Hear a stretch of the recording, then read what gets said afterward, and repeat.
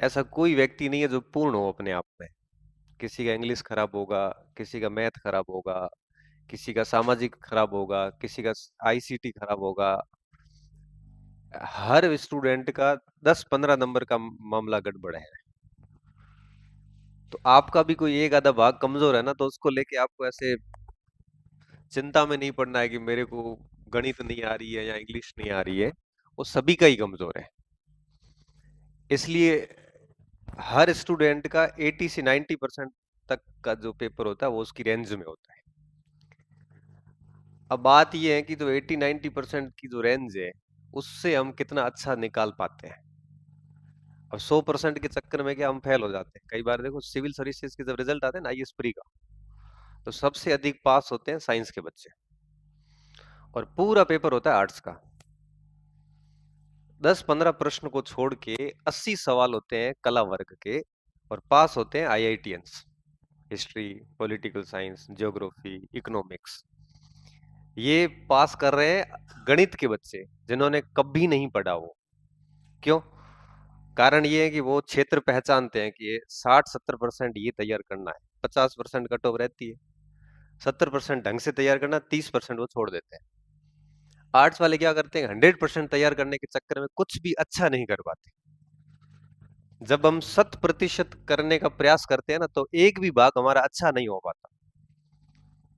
तो अगर आपका ऐसे 80-90% तक ठीक ठाक चल रहा है, तो उसको बढ़िया तरीके से करते रहिए। कोई नई पोर्शन कोई कमजोर है तो ठीक है, नॉर्मल पढ़ के छोड़ दो। ऐसा कुछ भी नहीं है कि उसके कारण आपका सिलेक्शन नहीं होगा। 21,000 पद है, हिस्टोरिकल पोस्ट है। इतनी बड़े पद वापस आगे 4-5 साल आने नहीं है। और पीछे का अगर आप पास्ट देखोगे, तो भी 21,000 पद L1 को कभी मिले नहीं है। पिछले 4-5 साल में तो नहीं मिले, जहां तक मेरी नॉलेज है। 21,000 पद अपने आप में हिस्टोरिक है, पहली बात। दूसरी बात, पूरा नया सिलेबस है। पूरा नया सिलेबस जब भी होता है तो सिलेक्शन जितना आसान होता है उतना सिलेक्शन कभी आसान नहीं होता। रीजन ये होता है कि बच्चों को पता ही नहीं है कि किस पार्ट में पढ़ना क्या है। उन्होंने सामान्य एक एक पार्ट लिख के छोड़ दिया। भारतीय राजस्थान की अर्थव्यवस्था, मुगल साम्राज्य, आपको पता है ये पार्ट एक एक महीना लेने वाले पार्ट है। ऐसे पार्ट को छोड़ने में फायदा है। क्यों? क्योंकि आपको पता है कि आप पूरा मुगल साम्राज्य पढ़ोगे, 15 दिन लगेंगे। एक सवाल आएगा, वो आएगा महाराणा प्रताप का वो हल्दी घाटी का युद्ध। फिर फिर आप कहोगे एक महीना पढ़ लिया, सवाल ये आया। एक पार्ट दिया राजस्थान की अर्थव्यवस्था, राजस्थान की पूरी इकोनॉमी पढ़ने में आप खुद से पूछना 1 से 1.5 महीने का समय लगता है। लास्ट में एक सवाल आएगा कि राजस्थान की अर्थव्यवस्था में सबसे ज्यादा योगदान किसका है? कृषि का। तो ऐसे जो पार्ट है ना, जो प्रश्न एक लेके बैठे हैं और कंटेंट लेके बैठे हैं पूरी किताब का, ऐसे पार्ट की लिस्ट बना के उसको छोड़ने में फायदा रहता है। मैं हमेशा स्टूडेंट को कहता हूँ कि 90% तैयारी कौन सी, वो 10% छोड़ने कौन से है। वो 10% ऐसे टॉपिक आप लिस्ट बना के छोड़ दोगे, इसको हाथ ही नहीं लगाओगे। क्यों? क्योंकि इसको पढ़ने के बाद कोई गारंटी नहीं है कि आप सवाल सही कर पाओ। और आपका समय इतना खराब करेंगे कि इतना समय आप किसी दूसरी जगह दोगे तो 5-7 सवाल वहां से आपके प्लस हो जाएंगे। जैसे आपने टीचिंग मेथड को टाइम दे दिया या आईसीटी को टाइम दे दिया, यहाँ नहीं है कि पूरी लिस्ट बना दोगे हैंग छोड़ना है। ऐसा नहीं हो। जैसे 150 प्रश्न आएंगे आपके, है ना, 150 आएंगे। हाँ, 10% तक का आप इधर उधर कर सकते हो। ऐसे नहीं हो कि पूरी लिस्ट तैयार कर दोगे, अपन मार सके हो गया हैंग छोड़ना है। ऐसा भी नहीं होना चाहिए, लेकिन बड़े बड़े पार्ट छोड़ दो। थोड़ा स्मार्ट बनना जरूरी। तो सिविल सर्विसेज के जब रिजल्ट आते हैं ना, तो आईआईटीएंस इसलिए पास होते हैं कि वो वास्तव में स्मार्ट काम करते हैं। उनको पता है कि इस पूरे टॉपिक से एक प्रश्न आएगा, उस टॉपिक को छोड़ दो आप। तो थोड़ा सा स्मार्ट बनना, तो मतलब आपका सिलेक्शन बड़ा आराम से हो जाएगा। अगर आप 80-90% सिलेबस जो आपके दायरे में है उसको ठीक से पढ़ लोगे तो। बस ध्यान इस बात का रखना कि ऐसे टॉपिक्स में ना फंसे जो बहुत बड़े हैं और सवाल एक आधा जहां से आता है। तो ऐसे टॉपिक्स आप छांट सकते हो आराम से। आपको पता चल जाएगा कि ये टॉपिक उस श्रेणी का है। और सबसे महत्वपूर्ण बात मैं बताता हूँ, जो आप सभी की सबसे बड़ी समस्या है। आप सभी मोस्टली सब लाइब्रेरी में जाते हो या रूम पे पढ़ते हो, तो दो चार साथी साथ में पढ़ते हो। तो आपकी सबसे बड़ी समस्या ये होती है कि आप अपने कंटेंट पे विश्वास ना करके दूसरे के कंटेंट पे ध्यान रखते हो। लाइब्रेरी में चले गए, उसने दूसरी किताब देख ली आपने, उसका कवर पृष्ठ वगैरह शानदार,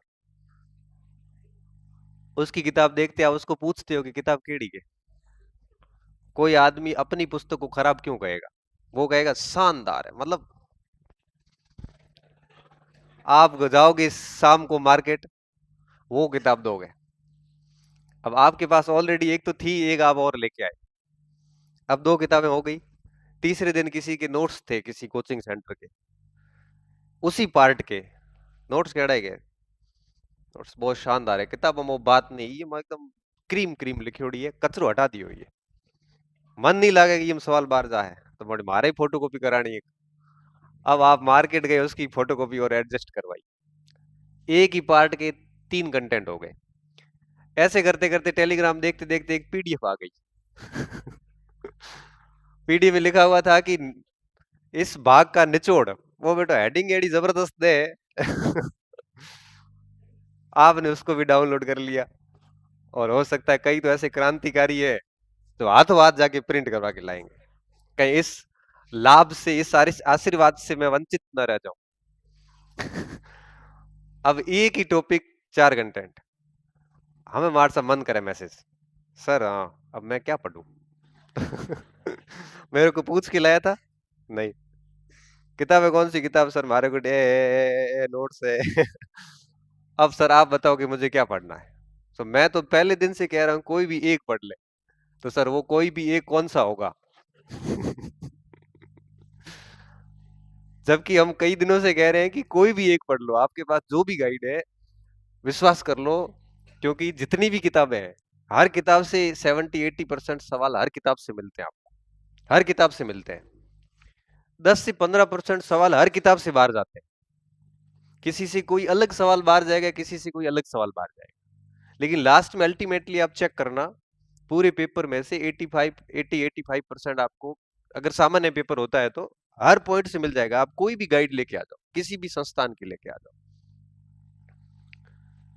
आप 4 किताबें पढ़ोगे तो भी 80% सवाल मिलेंगे, एक किताब पढ़ोगे तो भी वही मिलेगी।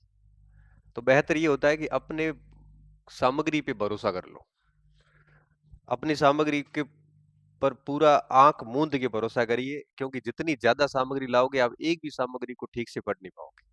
और पढ़ाई का एक सिंपल सा रूल्स है, जब भी कोई कंटेंट 4 बार, 3 से 4 बार तक नजरों से नहीं निकलेगा, तब तक वो आपको कोई फायदा नहीं देगा। एक बार पढ़ के आप परीक्षा देने जाना, परीक्षा में प्रश्न ऐसे लगेगा जैसे कुछ पढ़ा हुआ सा है, घर जाके देखोगे उसकी अंडरलाइन भी की हुई है, लेकिन आपको वहां पे याद नहीं आया, क्यों? क्योंकि आपने एक बार ही पढ़ा था। 4 किताबें लाओगे तो आप 4 किताबों को 4 4 बार नहीं पढ़ पाओगे। तो भरोसा करके हर पार्ट का, मैं हमेशा कहता हूँ कि एक एक किताब पास में रखना, कौन क्या पढ़ रहा है वो उसकी चॉइस है, आप अपनी पसंद पे रहिए, आपने जो कंटेंट लिया उस पे रखिए। और मार्केट में ऐसे हाथ पैर मारने से कोई फायदा नहीं होगा, किताबों की लाइब्रेरी बनाने से आपको नुकसान ही होगा, फायदा नहीं होगा। तो इस बात का बहुत विशेष तौर पे ध्यान रखना, आपके पास बहुत ज्यादा समय नहीं है,